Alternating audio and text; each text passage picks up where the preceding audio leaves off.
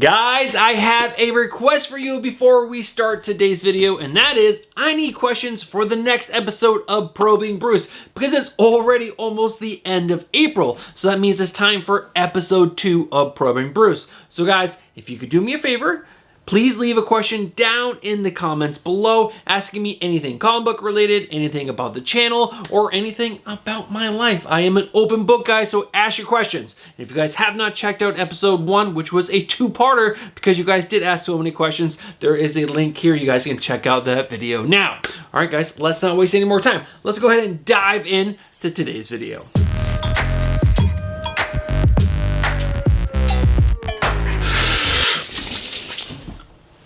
What is going on, comic book fans? Welcome back to the channel, and I cannot believe it's already almost Tuesday, or I should say Wednesday. I don't even have my day straight, but my kids' spring break finally ended yesterday. They got Monday off because it's Monday after Easter, and I guess that's now a holiday for them. But they're finally back in school. I feel relieved. The house is finally quiet. There were so many kids in the house yesterday, but I was able to get most of my reading done, which is really exciting. I had 21 books to read. I read 19, which is excellent.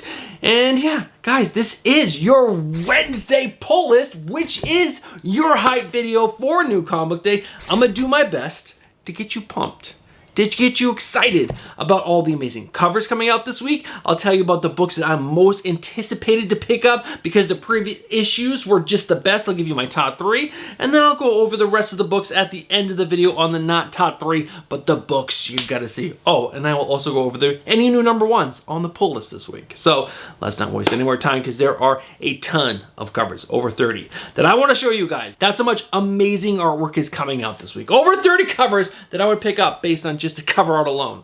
So let's go ahead and dive into this week's Cover Lover Picks.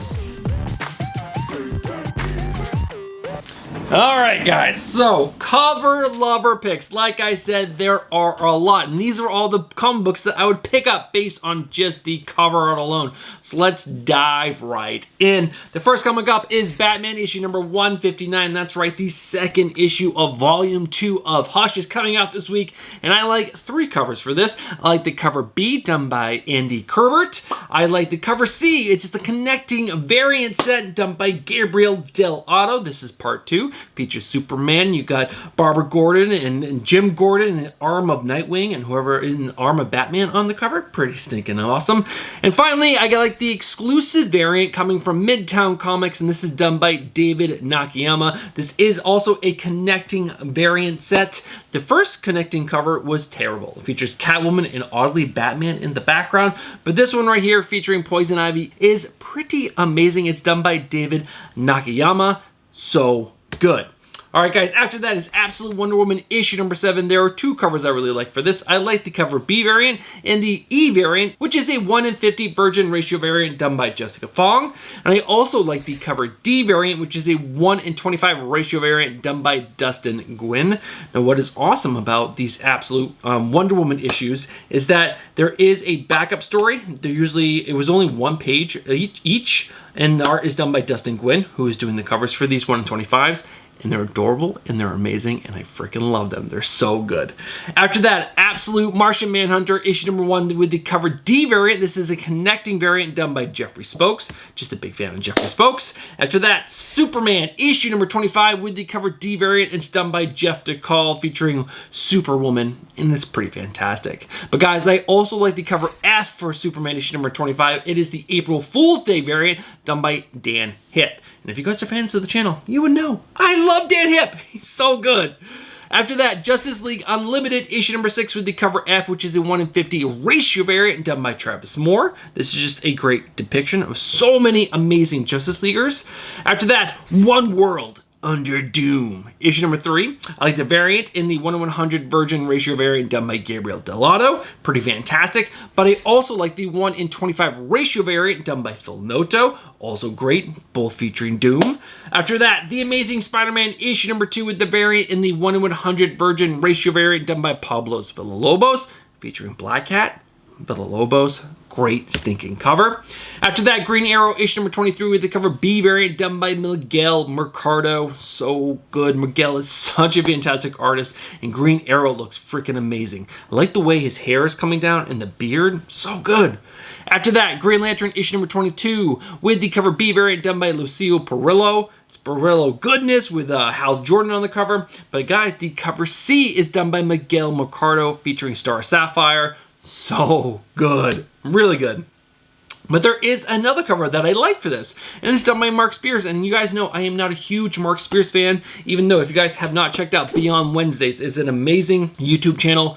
I'll link it down in the description below. If you haven't checked it out, please check it out.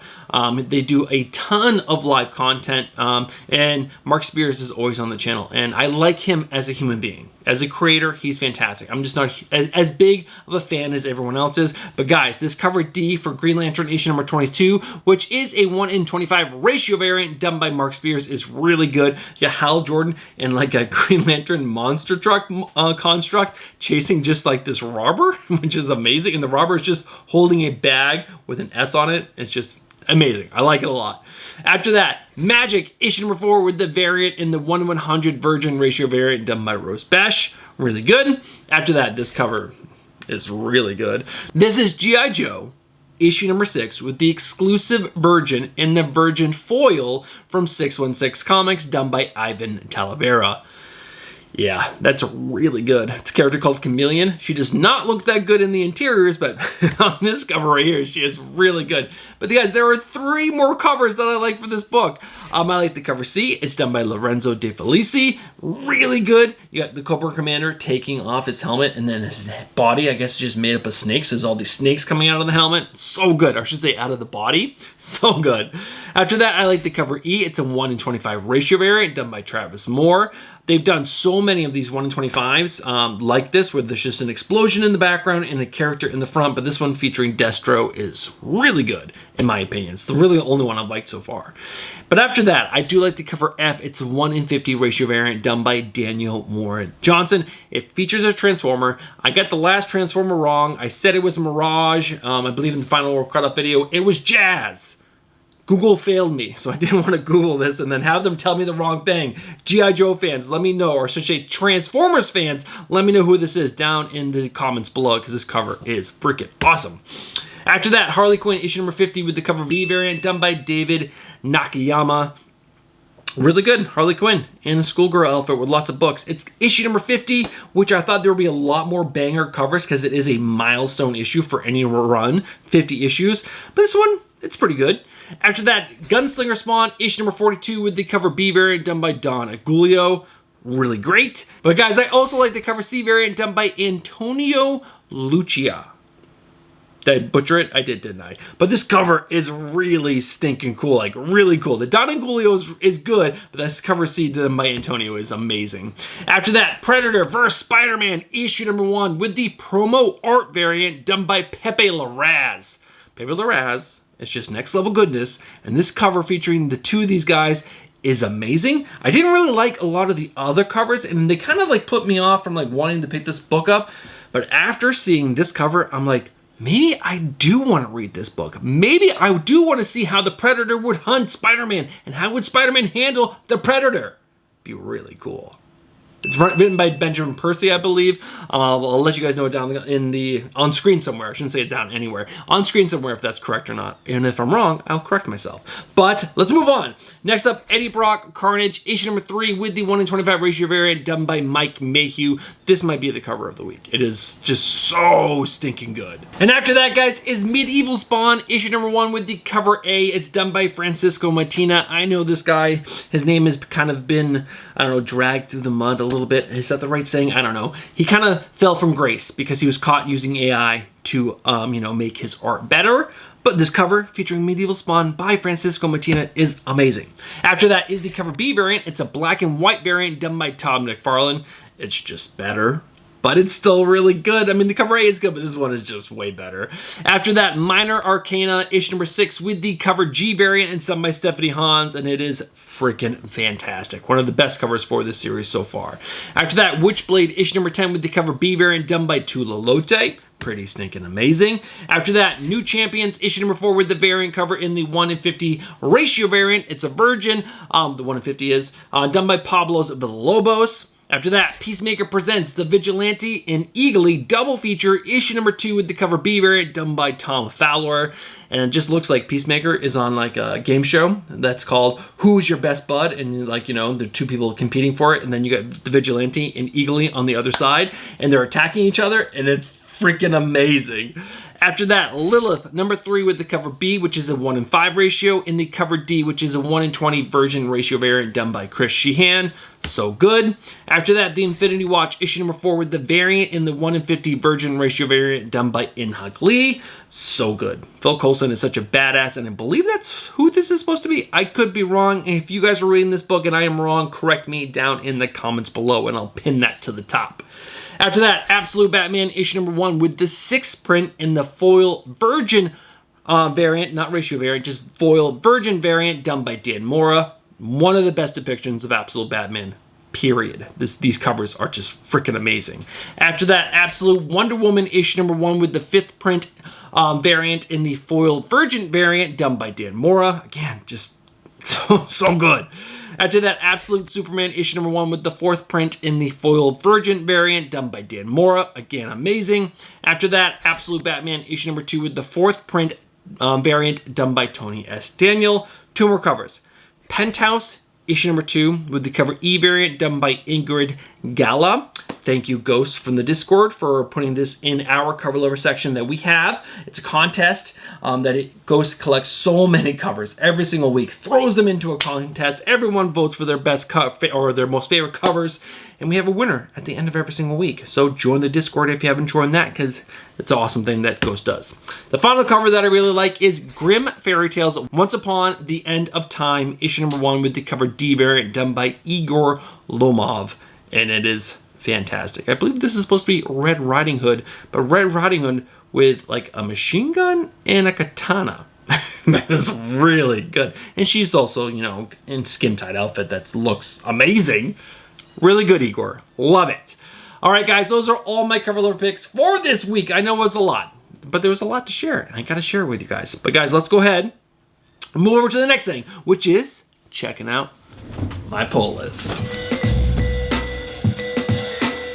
All right, as you guys can see, we're back up over 20 books. I guess you couldn't just know that from seeing this, but you know, that's over 20 books. It's a pretty big pull list this week, but that's small and blurry. You guys can't see what those books are, so let me go ahead and throw them up on screen right now. Guys, my pull list consists of 22 books this week. There is only one new number 1. There is 9 DC books, 6 Marvel books, and 7 indie titles. Now, there are 2 books that I did not read, which is the Eddie Brock issue number 2 and Witchblade issue number 9. I did not read those 2 books, so those books cannot make the top 3 list. But there are 2 books on the chopping block this week, so let's go ahead and talk about those. All right, guys, 2 books on the chopping block this week, and I can't really remember why I chopped these from my pull list, like with hard evidence, I guess I can say. But the first book up is Hornsby in Halo. Issue number 6 comes out this week. I have issues number 3, 4, and 5 in a box over there. And when there are 3 issues that I have not read, that means I am not enjoying that series, because I always put that book to the bottom of the reading list, and that book gets missed week after week. So that book just means I am not excited to read it. So I am chopping it from my pull list because I'm honestly not all that into it after reading the first 2 issues. After that, X-Force issue number 10 comes out this week.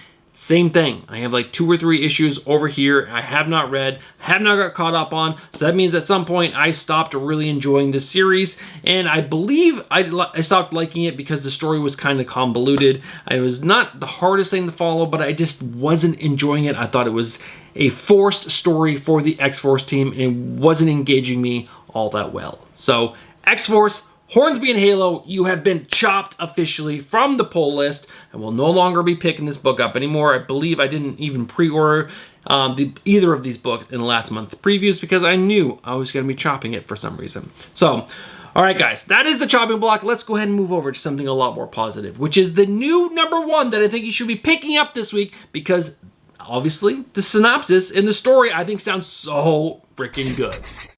Before we dive into this new number one, I just gotta stop the video for a brief second and ask you guys, if you're enjoying today's video and you enjoy this channel, please smash this like button. That's right down there. You guys can hit it. It helps the channel out so much more than you could ever know. It also helps to get this video out to more people. The more people who see this and get excited for comic books and buy comic books, it helps support our hobby. So please smash that like button.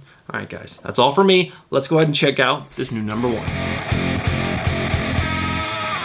All right, guys, the only new number one on my pull list this week is a Spawn book. This is a Medieval Spawn issue number one. It's coming from the writer of Rory McConville and has art by Marco Iteri. I want to say that's how it's pronounced. But guys, it's Medieval Spawn. How could you not be excited for a book about this character? He's a gigantic Spawn character for the medieval times. That's freaking amazing. But let's go ahead and read the synopsis. Medieval Spawn's past has been a mystery to most until now. This miniseries explores the background of one of the most enigmatic of all the Hellspawns. Fighting dragons, wizards, and hordes of monsters, Sir John of York cuts a bloody path across history. How could you not be excited? And I've been telling you guys, I want to say for like the last 6 months, maybe even more than that the Spawn world is super enjoyable right now. Now, I will admit, did not enjoy the last issue of Gunslinger Spawn. It comes out this week, the newest one. I didn't read the newest one, but the last one was just okay. But overall, the series is just at a really high point right now. This would be a great time to dive into Spawn if you haven't. This is a great character because he's really interesting. And come on, he's fought dragons, wizards, and hordes of monsters? Freaking amazing. There is that cover B, which is done by Tom McFarlane, which is absolutely stunning. There is a blank variant. You can pick that up, get it sketched on at a con somewhere. Maybe you can even get Mark Spears to do some covers, even though I don't think he would have time to do that. But who knows? This book, I think, is a must-have pickup, especially for Spawn fans. If you're even a little bit in Spawn, pick this book up. I believe it's a 4-issue mini. I'll check that while I'm editing the video and put up how long this mini is. It's going to be short. It's either going to be 4 or 6, but either way, let's enjoy it because it sounds freaking awesome. All right, guys, that is our number one. Let's go ahead and move over to the top 3 books that I think you should be picking up this week because the previous issues got me freaking hyped. Sitting in the number 3 spot as the most anticipated book for me to read this week is G.I. Joe issue number 6. Now, this is coming from the writer of Joshua Williamson. I'm absolutely loving his Superman stuff and what he's doing at DC Comics. He's written so many good things over there. And this has art by Tom Riley. Now, the art for this book is fantastic. It's really good. I don't love it, but it is a really solid artist to have on a book like this. The way he depicts characters, action, emotion, everything is fantastic. But what I really liked about issue number 5 is that it finally felt like an actual G.I. Joe book. There was big action, big moments for characters to do really cool things. They did those really cool things, and Duke did something that you know Duke was gonna do. He was put himself on the line and he confronted the Cobra Commander, and it was so good seeing that. And I just loved seeing, I think my favorite part was seeing the G.I. Joes do their thing. They were absolutely badass. They beat the crap out of a lot of the Cobra Commander's dudes and Destro's dudes, and they won. And they escaped. I shouldn't have said they won. They were able to free themselves and escape from capture, and it was just so pleasing. The pacing of the story was great. Like I said, the artwork was fantastic. Dialogue was solid. It just, like I said, it felt like I was watching the cartoon when I was a kid again, and that is what I've been wanting from this series.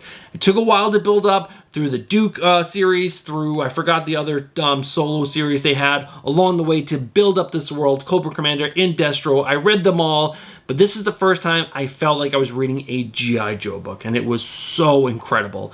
We have those amazing covers for this book. I think if you've been waiting to dive in, I would probably go and pick up the first trade because that will probably collect the first 6 issues and then just start picking up single issues from there because this has been a really fun ride. Josh Williamson is on this book for the long run, so let's all dive in and enjoy G.I. Joe together. All right, guys, that is the number 3 book. Let's go ahead and move on to number 2. All right, guys, the number 2 book that I think you should be picking up this week because the story is just so good is Bug Wars issue number 3. This is coming from the amazing writer of Jason Aaron and has art, amazing art by Muhammad Asrar. Guys, issue number 1 was decent. It was a nice, solid ease into the story, world building, gave you the bases for what you needed to know.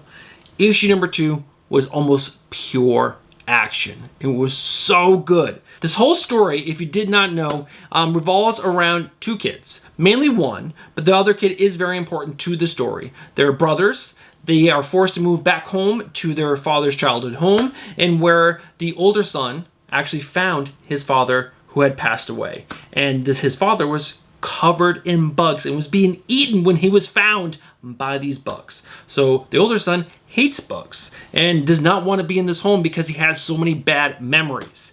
And then the younger son loves bugs, absolutely loves bugs, and his dad was also a scientist in doing scientist things with bugs. I forgot exactly what his things he was doing, but then he found out that there's so much more. The youngest son did. There's a whole world with people and that are living among the insects. Not people, I guess that you could say that they are people because they look like people, but I believe they're like bug people. And this whole world, there's this whole world down in the grass, and there's warring faction of beetles and wasps and all kinds of things. It's incredible. And the youngest son somehow finds some amulet and is shrunken down to the size of these people and is like forced to, I guess you could say, live with them. And we're only in day 2, and he's already thrown into the war, and he's thrown into an arena where he has to fight for his life. And he has obviously no idea what the hell is going on, and it is so good. It is like Honey, I Shrunk the Kids, but like on freaking steroids. It's amazing. I cannot wait to see where this story is going to go, and I think there's going to be a lot more to play. I'm not sure how long this series is. I believe it is a maxi series, but I'll do some Googling while I'm editing and find out for you guys. But the interior art for this book is so good. The story so far is super engaging. It definitely plays kind of like a movie, so you feel like you're at the very beginning of this movie. It's setting the stage for what could be an awesome story. And the characters so far are just amazing. The writing is amazing, story is amazing, the art is incredible. I am a huge Muhammad Asrar fan, and his art is so good. Seeing him on every single page and just not a cover is such a blessing. I love it. I love it so much. All right, guys, that is the number 2 book, but there is one book that was better than all of these, and we got to talk about that next. So let's go ahead and find out what the number 1 book that I think you should be picking up this week because the story is so good. All right, guys, the number 1 book is a DC book. It is an absolute title, and it is incredible. I'm talking about Absolute Wonder Woman issue number 7, coming from the writer of Kelly Thompson. It has art by Matea De Lewis. That's right, there is a guest artist on these 2 issues, which I believe we're getting Hayden Sherman back in the next one, which is going to be to some people's dislike, because Matea De Lewis is freaking incredible, but I don't mind Hayden Sherman all that much. But guys, issue number 6 was the origin story for for a bunch of the weapons that Wonder Woman uses. And it was so good. So, and in issue number 5, we found out Wonder Woman beat this big creature that was attacking the city. Took 5 issues to do it. It was incredible. Such a great story. But then the ground opens up and sucks her down to hell. And she's back in hell, where she grew up, but she's facing, I don't want to forget who she's talking to the whole entire time, but it's a big bad god. And she doesn't seem scared at all, which is incredible. And she has, the god asks her to take off all of her stuff, and not naked, but all of her weapons, and they're all laying around the floor of her. And then he starts asking her about these weapons, and asks about this one red lasso. She has 3 lassos, and he asks her about the red one. And the story of how this red lasso was created was amazing. So good, and not just the story of the lasso, but what she had to do for the lasso, the humanity that she has, and she showed so much of it through this simple story of helping this other god that was continuously tortured over and over again, gave him a small reprieve from this torture, and he helped her, gave her exactly what she needed to make this lasso and more. But it was all through her kindness, her humanity, that allowed this to happen, and it was amazing. It was such world building with her weapons, the origin story of one of them, but also you find out more of the person that this absolute Wonder Woman character is, and it was just so good. Now, if you haven't seen Mateo DeLuis's artwork, you're in for a treat.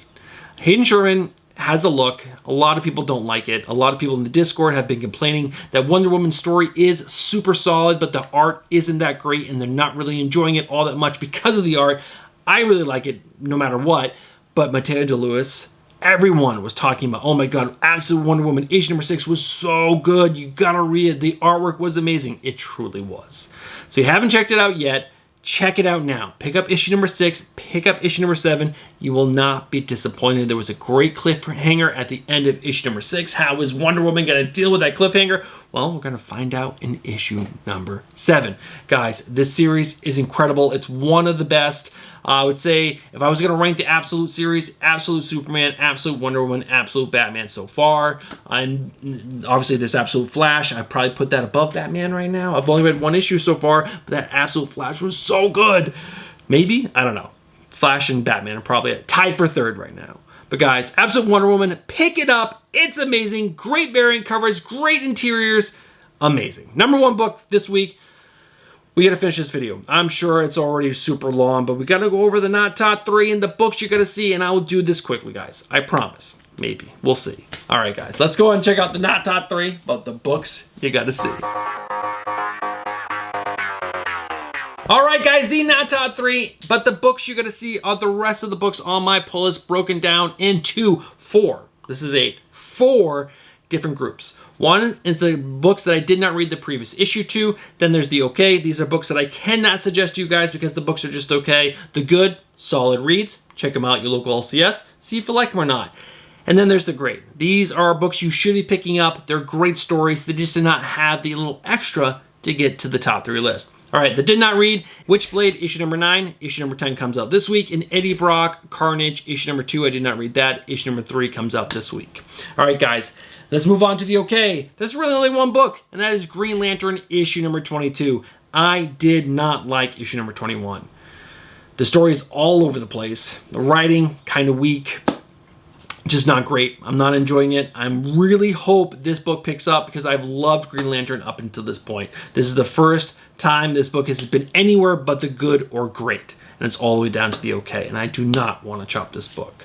Next up, guys, the good. First up, Absolute Martian Manhunter, issue number 2, written by Dennis Camp. Really interesting story. Had art by Javier Fernandez. If you did not read that Zatanna book that he did the art for, go read that. And the artwork for this was incredible. A little wacky, a little out there, but I'm digging it. It's in the good. After that, The Amazing Spider-Man, issue number 2. The problem with issue number 1 is that I felt like I've read this story before. It's Peter Parker trying to find a job. How many times are we going to watch this guy struggle to get work? It's like, I don't need to see the story over and over again. The art by Pepe Larraz, amazing. The potential villain, really good. And then we got another secondary story written by, should be drawn by John Romita Jr., written by the same writer of Joe Kelly. And it ended pretty cool, interesting. A lot of Green Goblin stuff in there, which was good. And I'm just excited to see more of where that's going to go than the Peter Parker stuff. So we'll see where this goes. After that, Assorted Crisis Events, also written by Dennis Camp. Really interesting premise. Check it out. It's an indie book. I wasn't sure if I was going to like it or not, but I think I'm going to. It was really cool. The artwork was gorgeous, by the way. Next up, The Avengers, issue number 25. Issue number 24, decent. It was the end of the whole heist arc, which was okay. I'm really excited to see where Jim McKay or how he's going to take the Avengers through the whole Doom event. So we'll see how that goes. After that, Batman issue number 159. I gotta tell you guys, issue 1, or I should say issue number 158, the first issue of Hush, volume 2, Not amazing. Wasn't bad. Definitely just good, where their series should be freaking incredible. Jeff Loeb, Jim Lee, and Jim Lee, you can definitely tell he's aged and he doesn't have the same skills that he once did, but I got hopes. I got hopes this is going to get better. After that, Deadpool Wolverine, issue number 4. Really fun series so far. I'm really enjoying this, and the artwork is incredible. After that, Gunslinger Spawn, issue number 42. Again, I almost put this in the okay, but overall, the series has been so good since I have been reading it. I didn't feel like it deserved to be in the okay, but the last issue wasn't great. But I still got high hopes for this book. So Gunslinger Spawn, issue number 42, comes out this week. Check it out. After that, Minor Arcana, issue number 6. It's been on a little bit of hiatus. Issue number 5 was good. A solid, good book. Better than the rest, I want to say. And we didn't even have the main character in it. We had, I believe, her father, which is really cool. After that, One World Under Doom, issue number 3 comes out this week. Issue number 2, super solid. I don't want to say any more than that. I enjoyed it a lot more than I thought it was going to. And the art by R.B. Silva, I want to say, was incredible. After that, Peacemaker Presents Vigilante Eagerly Double Feature, issue number 2. If you watch the TV series, read this book. So good. So good. The humor is just like the TV show. It was such a fun, laugh out loud read. After that, X-Men issue number 15, issue number 14. I gotta tell you, the series has been on an uptick. I'm enjoying it more and more. Hopefully we continue this rise. I want to see X-Men in the great or better. After that, the great books. There's only 1, 2, 3, 4 books. First up, Green Arrow issue number 23. This series is getting better and better. I love it. I love seeing a good Oliver Queen story, and we're finally getting one with the Freshwater Killer. Because it's bigger than just one killer. It's so much more than that. It's awesome. After that, Green Lantern Dark, issue number 4. I have a soft spot for this book because it has art by Werther Dell'Edera. Oh, he's so good. Something is Killing the Children is just such an incredible book because he's the only artist that's ever been on that book. And this book just features that same artwork. And I've also been really enjoying the story of this Green Lantern who doesn't want to have the powers and is forced into using it and using it in a good way. And she's learning about herself. She's growing as a character, and I love that. After that, Justice League Unlimited issue number 6. I know this book was on the okay when it started, moved up to the good, and now it's in the great. Dan Moore on art, Mark Waid on story. I really enjoyed issue number 5. It really brought the whole first 4 issues together, and the cliffhanger at the end was incredible. And the last book is Superman, issue number 25. I read this book. I believe this book got delayed for some reason, because I read it the previous week, and so it's been a little while. But this story by Joshua Williamson is a must read. And the fact that Lex Luthor is starting to get his memory back, and that's not a good thing for him or the people around him. There's tension at Supercorp, and we got a big twist at the end of Superman issue number 24. It was so good. Such a good way to end that issue. I'm excited to see where this book is going to go. And again, I hope Joshua Williamson stays in this book for the long run because he's telling such an amazing story, and I don't want it to end just like G.I. Joe. So good. All right, guys, that is the not top 3, but the books you got to see. It is time to wrap this video up. All right, guys, we are at the end of today's video. You guys know what to do. If you've been watching from the beginning of this video all the way to this point in the video right now, I'm going to thank you by saying you guys are legends. Thank you so much for supporting the channel. Now, if you look down and the like button is not smashed just yet, do me a favor. Truly, smash the like button. If you want to support the channel, that is the best way for you guys to do it. Last but not least, if the subscribe button, which is next or above or below the like button, I think it's next to it. Yeah, next to it. It's not highlighted and you haven't subscribed just yet, but you like this kind of content. You like new comic book day content, final order cutoff content, just new comic book content. This is the channel for you, and I would say get yourself subscribed, hit that bell for notifications, and smash that like button. All right, guys, that's going to do it for today. Don't forget to leave a question down in the comments below for me, the next episode of Probing Bruce. Anything comic book related, anything about my life, anything about the channel, ask your questions. Yeah, that's it. I'll be back on Thursday or Friday with the final order cutoff highlights video. Have yourself a great week, a great new comic book day, and I'll catch you guys in the next one. Peace.